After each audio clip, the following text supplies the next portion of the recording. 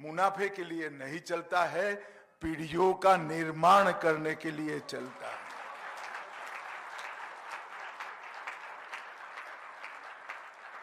और प्रभु की दया देखिए, ये दो महापुरुषों का जीवन का तप देखिए। मुनाफे के लिए न चलने वाला प्रेस आज भी मंच पर और नीचे बहुत सारे गीता प्रेस के विश्वस्त बैठे हैं। मैंने कई बार कहा है कि कुछ भी काम हो में बताइएगा, आज तक कोई फोन ना सरकार को आया है ना किसी की सहायता का है। अपने आप में स्वावलंबी तरीके से सद साहित्य को करोड़ों लोगों तक पहुंचाने का काम गीता प्रेस ने करा है। सेठ जी जयदयाल जी, भाई जी हनुमान प्रसाद जी से लेकर यहां तक के सभी ट्रस्टियों को मैं मन पूर्वक प्रणाम कर कर उनका अभिनंदन करना चाहता हूं। जब हम कल्याण के शताब्दी वर्ष में प्रवेश कर रहे हैं, तब कल्याण एक प्रकार से ज्ञान की सनातन ज्योति को हर वाचक तक पहुंचाने का प्रयास कर रहा है और सनातन चेतना का जो उत्सव आज देश में दिखाई पड़ रहा है, कल्याण ने हर संकट में भारतीय संस्कृति के दीप को जलाए रखने का काम किया है। जब अंग्रेज थे तब भी और जब भारत में नई शुरुआत नहीं हुई थी तब भी। कल्याण एक प्रकार से एक पत्रिका मात्र नहीं है, बल्कि भारतीयों के लिए आध्यात्मिक जगत का पथदर्शक है। भारत की संस्कृति को अमर करने के लिए काफी सारे प्रयास चल रहे हैं। इसमें सबसे मजबूत प्रयास का नाम है कल्याण पत्रिका। और समाज की सज्जन शक्ति को संगठित कर एक अद्भुत शक्ति निर्मित करने का काम भी कल्याण ने किया है। कभी भी समाज में सज्जनों की कमी नहीं होती है, कमी होती है सज्जनों के संगठित होने की। कल्याण ने इस 100 साल में 1926 से लेकर 2026 तक 100 साल में सनातन धर्म के अनुयायियों की सज्जन शक्ति को संगठित करने का काम कल्याण ने किया। और मैं मानता हूं मित्रों, जो भारत को नहीं जानते वो गीता प्रेस के काम का मूल्यांकन नहीं कर सकते। जो भारतीय संस्कृति को नहीं जानते वो कल्याण के योगदान की चर्चा भी नहीं कर सकते, मीमांसा भी नहीं कर सकते, मूल्यांकन भी नहीं कर सकते। मगर जो भारत को जानते हैं वो जरूर कर सकते हैं और वो कहते हैं कि हमारी क्षमता नहीं है ये योगदान का मूल्यांकन करने की, ये अतुलनीय योगदान है। और एक प्रकार से मेरे लिए बहुत सौभाग्य का विषय है कि कल्याण के शताब्दी अंक के विमोचन के दिन पूज्य संतों से भरे हुए इस मंच पर मुझे भी उपस्थित रहने का एक मौका मिला है। मित्रों, एक कल्याण जैसी विचार को प्रचारित और प्रसारित करने वाली पत्रिका का 100 साल पूरा करना अपने आप में बहुत बड़ी उपलब्धि है। जब से कल्याण शुरू हुआ तब से लेकर आज तक निरंतर सनातन धर्म और भारतीय संस्कृति के लिए कल्याण का एक एक शब्द, एक एक वाक्य और एक एक अंक इसको समर्पित रहा। कई सारे लेखकों की, मनीषियों की श्रद्धेय संतों की तप और साधना ने इस पौधे को सींचने का काम किया है। इन्होंने जब गीता प्रेस के कैनवास पर नजर डालते हैं, श्रीमद् भागवत, भगवत गीता, शिव पुराण, विष्णु पुराण, महाभारत, रामचरितमानस, वाल्मीकि रामायण जैसे कई लोकप्रिय ग्रंथों को बार बार पुनः मुद्रित कर कर लोगों तक पहुंचाया, परंतु इसके अलावे आदि शंकर के उपनिषदों की मीमांसा को, टीका को भी लोगों तक पहुंचाकर बहुत बड़ा काम किया है गीता प्रेस। और मैं मेरे ही घर की बात करता हूं। मैं तो बहुत छोटा था और मेरी दादी चल बसी, मगर मेरी बहनों से मैंने सुना है मेरी दादी जो गीता पढ़ती थी वो गीता प्रेस की थी। मेरी माँ ने भी गीता प्रेस के पुस्तक पढ़े और आज मेरी पोती भी अपनी स्कूल के बक्से में हनुमान चालीसा रख कर जा रही है वो गीता प्रेस का। 4-4 पीढ़ियों से सनातन के रास्ते पर हर पीढ़ी को वो ही साहित्य जरा भी डाइल्यूट करे बगैर, इसके अंदर विकृति लाए बगैर लोकभोग्य बनाने का काम गीता प्रेस ने किया है। मैं मानता हूं, मनपूर्वक मानता हूं कि भाई जी जैसा सनातन की सेवा करने वाला दूसरा व्यक्ति शायद युगों में कोई हो पाए। इतनी बड़ी सेवा पूज्य भाई जी ने करी है। सनातन ने अब तक 100 विशेषांक सनातन समर्पित कल्याण ने प्रकाशित किए और ये सभी विशेषांकों ने जिस विषय को हाथ में लिया, इसका संपूर्ण दर्शन एक ही विशेषांक में वाचकों के सामने रखा। 1932 का श्री कृष्ण अंक श्री कृष्ण को श्रद्धा की दृष्टि से, श्री कृष्ण को राजनीतिज्ञ के रूप में, श्री कृष्ण को तत्वज्ञानी के रूप में, फिलोसोफर के रूप में, और श्री कृष्ण को एक प्रकार से सभी दुष्टों का दमन करने वाले महापुरुष के रूप में, अनेक रूप से एक ही अंक में कल्याण ने लोगों के सामने रखने का काम किया है। योग अंक आज तो प्रधानमंत्री जी ने जब से योग दिन विश्व में स्वीकृत किया तब से बहुत योग को लोकप्रिय हुआ है। न केवल भारत, पूरे विश्व में हुआ है और पूरे विश्व के लोगों के मन, शरीर, आत्मा को जोड़ने का काम योग करा है। मगर कल्याण ने योग अंग 1936 में प्रकाशित किया था और योग की व्याख्या, योग का स्वरूप और योग की प्रणालियों पर विस्तार से प्रकाश डालने का काम किया था। और स्वतंत्रता के बाद जो पहला अंक प्रकाशित हुआ वो अंक नारी अंक था। सनातन धर्म के अलावे कौन धर्म में मां का महिमा मंडन इतनी महान तरीके से किया होगा।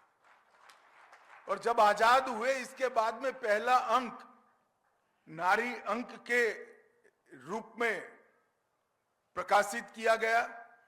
हिंदू संस्कृति पर जो अंक आया वो उस समय आया जब जवाहरलाल नेहरू जी के समय में पाश्चात्य असर से हमारे देश की नीतियां घड़ी जा रही थी। 1950 का वो वर्ष था।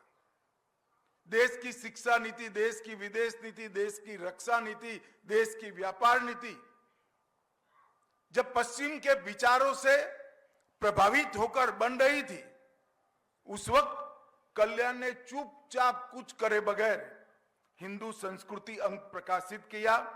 इसमें हिंदू धर्म दर्शन, हिंदू आचार विचार, हिंदू रीति रिवाज, पर्व उत्सव, कला संस्कृति, हिंदू आदर्श और हिंदू सनातन ग्रंथों में नीतियों के लिए जितने भी उल्लेख है, चाहे नारद युधिष्ठिर संवाद हो, चाहे शांति पर्व की बात हो, चाहे रावण लक्ष्मण संवाद हो, चाहे यक्ष और गंधर्व और युधिष्ठिर का संवाद हो, ये सारी चीजों को कुछ बोले बगैर भारत की जनता के सामने रखने का काम कल्याण ने किया।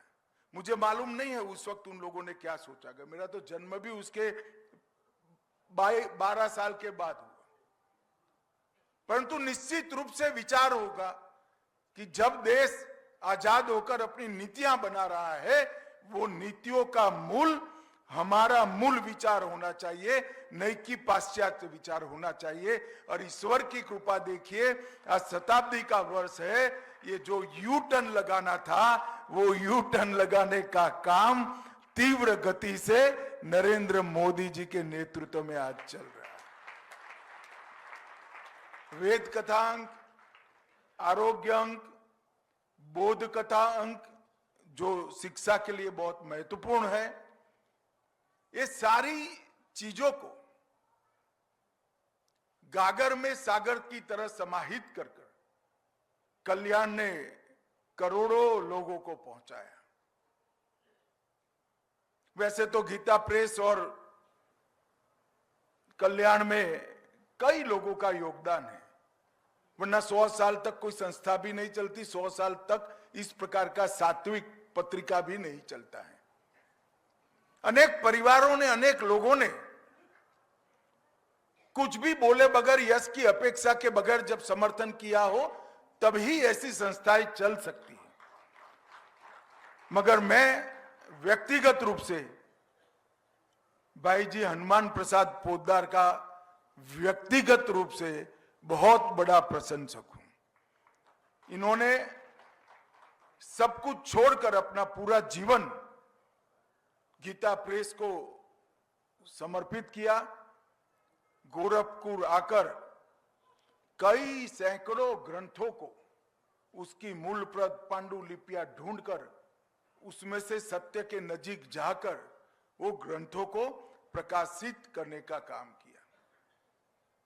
मुझे राष्ट्रीय स्वयंसेवक संघ के एक प्रचारक जिन्होंने भाई जी को देखा था, उन्होंने बताया था कि रात को 4-4 बजे तक एक दिए के प्रकाश में वो प्रूफ रीडिंग करा करते थे। उस वक्त प्रिंटिंग, मुद्रण इतना सरल नहीं था, कंप्यूटर आए नहीं थे, शब्दों को लगाना पड़ता था। तो हाथ से लिखने से लेकर, टाइपराइटर से लेकर आज लिथो प्रेस तक की पूरी यात्रा गीता प्रेस और कल्याण ने देखी है।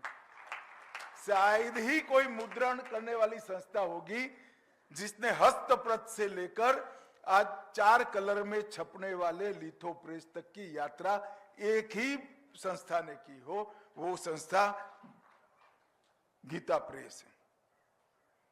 और किसी व्यक्ति ने जब उनको पूछा था, कोई महिमा मंडन करने का उनका प्रयास किया, तो पूज्य भाई जी ने कहा, लिखता लिखवाता वो ही है, करता करवाता वो ही है, जो कहना है वो उसको कहो, सारा प्रभु को समर्पित करो। निर्लेप भाव से कर्मयोगी की तरह देश आजाद होगा, वो देख चुके थे। मगर आजाद होने के बाद फिर से गुलाम न हो, ऐसा देश कैसे बनेगा? और सनातन धर्म के आधार पर न केवल भारत भू, पूरे विश्व का कल्याण करने के लिए इस देश का योगदान कैसे हो सकता है, वो सोचकर गीता प्रेस की नींव डाली, कल्याण शुरू किया और आज वो प्रवृत्ति 100 साल पूरा कर रही है। सत्व कितना पड़ा है संस्थाओं में। मैं कई संस्थाओं के शताब्दी समारोह में गया हूं। आजकल कर 50 साल हो गए मेरे सार्वजनिक जीवन में। 15 साल का था तब से, पहले पेंडाल लगाता था, माइक लगाता था, दरी बिछाता था, वहां से लेकर आज भाषण कर रहा हूं। मगर 50 साल से सार्वजनिक जीवन में हूं मैं। कई संस्थाओं के शताब्दी समारोह मैंने देखे हैं। गीता प्रेस और कल्याण से 1/10 भाग भी योगदान ना हो ऐसी संस्थाओं के शताब्दी में भी मैं गया हूं और करोड़ों रुपया खर्च कर कर ये शताब्दियां मनाई दी जाती है। मैं आज यहां उतरा, सत्संग की भूमि पर ले गए, भगवान लक्ष्मी नारायण का दर्शन कराया, गंगा जी की पूजा कराई और कल्याण की तरह ही, कल्याण पत्रिका की तरह ही संतों की उपस्थिति में एक सात्विक समारंभ में इस 100वां अंक प्रकाशित कर दिया।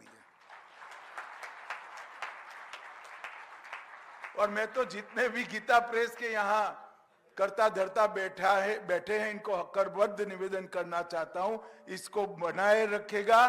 कोई जरूर 200वां अंक प्रकाशित करने के लिए आएगा अगर इसको हम बनाए रखें तो। ये बहुत बड़ी पूंजी है, बहुत बड़ी धाती है, क्योंकि सत्व की निर्मित और सत्व का संग्रह चकाचौंध से नहीं हो सकता। सत्व का संग्रह और सात्विकों का संगठन इस शोरगुल से नहीं होता है, पैसों के प्रदर्शन से नहीं होता है। इसकी नींव पाताल जितनी गहरी होनी चाहिए और उसका आधार सत्व ही होना चाहिए। और गीता प्रेस और कल्याण ने एक कर बताया है। और भाई जी ने जो परंपरा डाली थी वो परंपरा को आज तक आप लोगों ने बरकरार रखा है। मैं सच अर्थ में कल्पना नहीं कर सकता कि वेद, उपनिषद, वेदांग, पुराण और सनातन इतिहास इतने बड़े कैनवास को एक संस्था कैसे अपने आप में समाहित कर कर करोड़ों लोगों को पढ़ने की सामग्री पूरी कर सकती है, वो आपने कर बताया है। और उस वक्त शुरू किया जब अंग्रेजों का दबदबा था, पाश्चात्य विचार की ओर देश के सभी लोग जा रहे थे, धर्म को अंधविश्वास कहना एक प्रकार से फैशन हो चुका था। तब भाई जी ने कोई आक्रामक भाषा का उपयोग नहीं किया, कोई आक्रामक भाषा का उपयोग नहीं किया। वो कठिन कालखंड में ज्ञान का कल्याण नामक एक दीप जलाने का काम किया और इसके अंदर उद्देश्य लोगों का मंगल और जगत का कल्याण, इसके अलावे कहीं नहीं था। कोई संकुचितता नहीं थी, कोई मेरा तेरा नहीं था। समग्र विश्व के कल्याण की भावना को कल्याण में उन्होंने समाहित किया। तर्क, शास्त्र और शांति के माध्यम से जितना भी हमारे मूल विचारों का विरोध होता था उसका उन्होंने उत्तर दिया और निश्चित रूप से एक मार्ग हम सब के लिए प्रशस्त किया कि सनातन की रक्षा शोर से नहीं हो सकती, शोरगुल से भी नहीं हो सकती। सनातन की रक्षा शास्त्र और तर्क से ही हो सकती है और कोई रास्ता नहीं। और अंततोगत्वा आज कल्याण शताब्दी समारोह मना रहा है, उस वक्त वो बात सिद्ध हो गई है। गीता प्रेस ने कभी भी अपने महिमा मंडन के लिए कुछ नहीं किया, प्रचार के लिए भी कुछ नहीं किया, अपना साम्राज्य खड़ा करने के लिए भी कुछ नहीं किया, ना धन एकत्रित करने के लिए कुछ किया, क्योंकि गीता प्रेस का विचार व्यक्ति केंद्रित नहीं था, विचार केंद्रित था। उन्होंने विचार के माध्यम से ही गीता प्रेस को हमेशा के लिए प्रासंगिक बनाए रखने का उद्यम किया। और कल्याण ने हमें बता दिया कि सभ्यताएं तलवार से नहीं, शब्दों और ज्ञान से ही खड़ी होती है और शब्द तब प्रभावी होते हैं जब वो सत्य के और सत्व के चमकारे से चमकते हो। अगर शब्द में सत्य का अंश नहीं है, सत्व नहीं है, तो शब्द भी प्रभावी नहीं होते हैं। और आज उन्होंने, भाई जी ने जो नींव डाली और अभी जो लोग करता धरता है, वहां तक के सभी लोगों ने ऋग्वेद के विचारों को जमीन पर उतारा है। चारों दिशाओं से हमें कल्याणकारी विचार की प्राप्ति हो और अपने जीवन को इसके अनुरूप कर सके, और कल्याण ने इसको कर कर बताया है। मित्रों, आज अभी मैं दुनिया भर की पुस्तक प्रकाशित करने वाली संस्थाओं का मेला लगा था। मैं कोई उद्घाटन करने नहीं गया था, मैं एक वाचक में रूप में वहां घूमने गया था। गीता प्रेस का भी स्टोर था, मैं गया भी था, कुछ खरीदा भी। बाहर जीन्स टी शर्ट पहनी हुई एक किशोरी, एक युवा लड़की खड़ी थी। मैंने पूछा, बेटा तुम क्यों आई हो? कि आई थी तो माँ ने एक चिट दिखाया, ये पुस्तक लेने के लिए माँ ने कहा था, मगर मैंने मेरे लिए 3 पुस्तक खरीदे हैं। मैंने बोला क्या लगा तू? कि ये 8वां स्टोर है मेरा, मुझे मालूम नहीं पड़ता है संस्था कैसे चल रही है, इतनी कम दाम में इतने अच्छे प्रिंटेड पुस्तक कैसे मिल रहे हैं, मेरी तो समझ में ही नहीं आ रहा है। और गीता प्रेस ने कर कर दिखाया है। जो पुस्तक की लागत हजारों रुपया होनी चाहिए, वो 50 और 100 रुपये के दाम में गीता प्रेस ने पाठकों को उपलब्ध कराया है। अभी आते आते धामी जी मुझे बताते थे कि संपूर्ण भागवत का जो मूल्य है, मतलब कीमत है, वो ऐसी है कि किसी को भी भागवत पढ़ना है तो आराम से वो उसका योग कर लेगा। और ये बहुत बड़ी बात है। कल्याण जब शुरू हुआ तब महात्मा गांधी ने कहा था, कल्याण में कभी विज्ञापन मत छापना। जब मुझे आमंत्रण देने आए थे तब मैंने पूछा कि विज्ञापन छापने की जरूरत पड़ी है क्या? उन्होंने कहा 100वां अंक है साहब, एक भी विज्ञापन हमने नहीं छापा।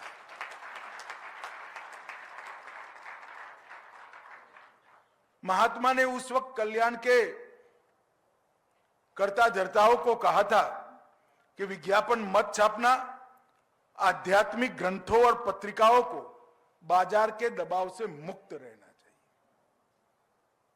और वो सलाह को आज तक कल्याण निरंतर पालन करता आया है, और शून्य विज्ञापन वाली शायद देश और विश्व की इस सबसे पहली पत्रिका होगी जो शून्य विज्ञापन से